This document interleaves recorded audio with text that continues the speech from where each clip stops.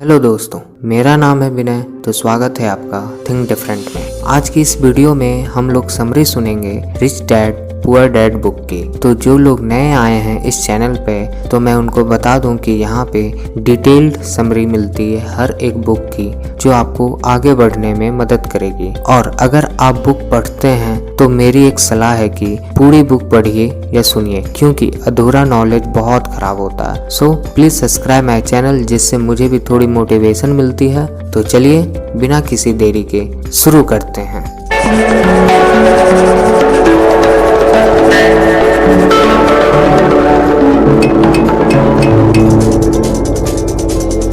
Robert Kiyosaki की book rich dad poor dad से। तो बात ऐसी है कि रॉबर्ट कियोसाकी, जो कि इस किताब के लेखक हैं, उनके दो पिता थे। उनके एक पिता जो कि पढ़े लिखे और पीएचडी होल्डर थे, मगर जिंदगी भर गरीब ही रहे और गरीबी में ही मरे। इसीलिए ना रॉबर्ट उन्हें पुअर डैड कहते थे। वहीं उनके दूसरे पिता बहुत पढ़े लिखे तो नहीं थे, लेकिन काफी अमीर थे, इसीलिए रॉबर्ट उन्हें रिच डैड बुलाते थे। तो अब ये सोचने की बात है कि किसी भी इंसान के एक ही वक्त में दो पिता कैसे हो सकते हैं। तो इसका जवाब यही है कि उनके गरीब पिता यानी कि रियल पिता का एक ही सपना था कि रॉबर्ट खूब मेहनत से पढ़ाई करने के बाद किसी बड़ी सी कंपनी में नौकरी करके अपने भविष्य को सुरक्षित कर ले। मगर रॉबर्ट के दूसरे पिता, जो कि अमीर थे, वो एक्चुअली में रॉबर्ट के दोस्त माइक के पिता थे, और वो चाहते थे कि रॉबर्ट अपनी जिंदगी में कुछ चैलेंजेस को ले, क्योंकि सारे सबक सिर्फ स्कूल में ही नहीं सीखे जाते। कुछ सबक ऐसे होते हैं जिन्हें इंसान अपनी जिंदगी के तजुर्बों से ही सीखता है।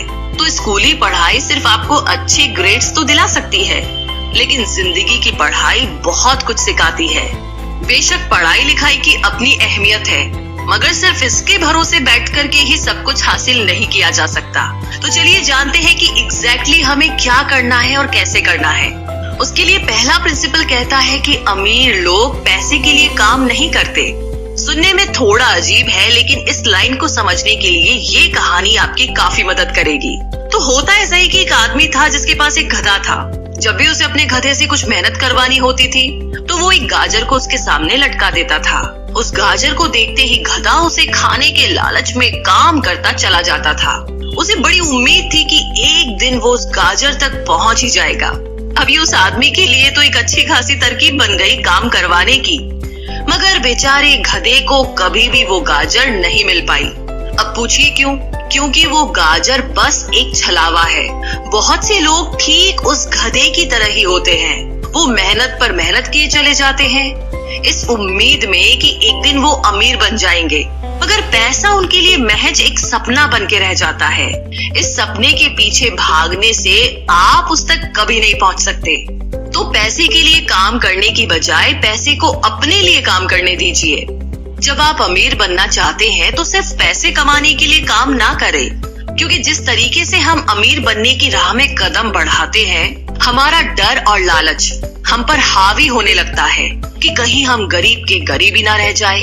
बस इसी डर से हम और ज्यादा मेहनत करने में जुट जाते हैं। फिर हमारा लालच हम पर हावी होने लगता है। हम उन सारी खूबसूरत चीजों की कल्पना करने लगते हैं जो पैसे से हासिल की जा सकती है। अब यही डर और लालच हमें ऐसे चक्कर में उलझा देता है जो कि कभी भी खत्म नहीं होता। तो हम अब और मेहनत करते हैं कि और ज्यादा कमा सके, और फिर हमारा खर्च भी उसी हिसाब से बढ़ने लगता है। तो इसी को अमीर डैड रैट रेस कहते हैं। अब इसका नतीजा ये हुआ कि हम पैसे कमाने के लिए हद से ज्यादा मेहनत करते हैं, खर्च करते हैं, और ये एक ट्रैप है, यानी कि ये एक जाल है। और आपको लालच और डर का ये ट्रैप अवॉइड करना है, क्योंकि हम में से ज्यादातर लोग जो अमीर होना चाहते हैं वो इसी ट्रैप का शिकार हो जाते हैं। तो पैसे के पीछे मत भागिए, बल्कि पैसे को अपने पीछे भागने के लिए मजबूर कर दीजिए। आपकी नौकरी लगी है तो आप काम पर ये सोच करके मत जाइए कि हर महीने आपको एक पेचेक लेना है, क्योंकि वो पेचेक आपके सारे बिल्स मुश्किल से ही भर पाता है। वैसे ये हर महीने की कहानी बन जाती है। फिर तंग आकर के आप कोई दूसरी नौकरी ढूंढ करके और ज्यादा मेहनत करने लगते हैं, लेकिन तब भी आप पैसे के लिए ही काम कर रहे होते हैं, और यही वजह है कि आप कभी भी अमीर नहीं बन पाते। सच का सामना कीजिए। आपकी जवाबदेही खुद के लिए है, ना कि दूसरों के लिए।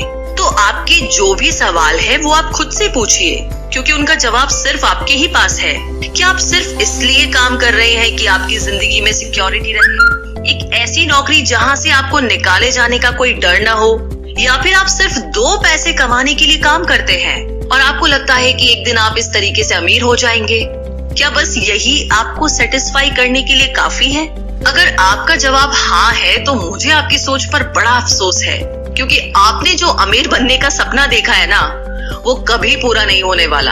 आप हमेशा गरीबी में ही जिएंगे। लेकिन अगर आपका जवाब ना है तो आपका पहला कदम ये होगा कि सबसे पहले आप अपने मन से डर को हटा दीजिए, क्योंकि ज्यादा पैसा ना कमा पाने का डर और लालच ही आपको बगैर सोचे समझे काम करने के लिए मजबूर करता है, और हमारा यही कदम हमें नाकामयाबी की तरफ धकेलता है। बेशक हम सबके अंदर डर और चाहत की भावना होती है और ये नेचुरल है, लेकिन उन्हें खुद पर इतना हावी ना होने दीजिए कि हम उनके बस में होकर के उल्टे सीधे फैसले लेने लग जाएं। बेहतर होगा कि हम जो भी करें पहले उसके बारे में खूब सोच ले, हमेशा दिल से नहीं बल्कि दिमाग से काम ले। हर सुबह अपने आप से पूछिए कि क्या आप उतना कर पा रहे हैं जितना कि आपको करना चाहिए? क्या आप अपनी पोटेंशियल का पूरा इस्तेमाल कर पा रहे हैं? आम लोगों की तरह सोचना छोड़ दीजिए, जो काम सिर्फ और सिर्फ पैसे के लिए करते हैं। ये सोचना छोड़ दीजिए कि मेरा बॉस कम पैसे देता है, मुझे ज्यादा मिलना चाहिए, मैं ना इससे ज्यादा कमा सकता हूँ। एक बात याद रखिए, आपकी परेशानियों के लिए सिर्फ आप जिम्मेदार है, कोई और नहीं। बॉस अगर आपकी सैलरी को नहीं बढ़ा रहा है तो उसे इल्जाम मत दीजिए, टैक्स को इल्जाम मत दीजिए। जब आप खुद की प्रॉब्लम्स की जिम्मेदारी लेते हैं तो सिर्फ आप ही उसका हल निकाल सकते हैं। और यही वो पहला सबक और पहला प्रिंसिपल है जो कि अमीर डैड ने रॉबर्ट को सिखाया। इस सबक का एक पार्ट ये भी था कि अमीर डैड ने उन्हें एक कन्वीनियंस स्टोर में काम करने पर लगा दिया। उन्हें इस काम के कोई पैसे नहीं मिले, वो बस काम करते रहे, और इसका फायदा ये हुआ कि वो अपने दिल से काम में लगे रहे और इस दौरान कई नए आइडियाज उनके दिमाग में आते रहे। पैसे को अपने पीछे कैसे भगाया जाए, इस बारे में उन्हें कई विचार मिले। उन्होंने देखा कि उस स्टोर की क्लर्क कॉमिक्स बुक के फ्रंट पेज को 2 हिस्सों में फाड़ देती थी, आधा हिस्सा वो रख लेती और आधा हिस्सा फेंक देती थी। तो देर शाम स्टोर में एक डिस्ट्रीब्यूटर आया करता था, वो कॉमिक्स बुक के ऊपरी आधे हिस्से को क्रेडिट के लिए लेता और बदले में नई कॉमिक्स बुक्स दे जाया करता। तो एक दिन उन्होंने उस डिस्ट्रीब्यूटर से पूछा कि क्या वो पुरानी कॉमिक्स बुक्स ले सकते हैं। वो इस शर्त पर मान गया कि वो उन कॉमिक्स को बेचेंगे नहीं। ये उनके दिमाग में बिजनेस का एक नया आइडिया था। उन्होंने वो पुरानी कॉमिक्स बुक्स अपने दोस्तों और बाकी बच्चों को पढ़ने के लिए किराए पर देनी शुरू कर दी। बदले में वो हर किताब का 10 सेंट किराया वसूल करते थे। हर किताब सिर्फ 2 घंटे के हिसाब से पढ़ने के लिए दी जाती थी। तो असल मायनों में वो उन्हें बेच नहीं रहे थे।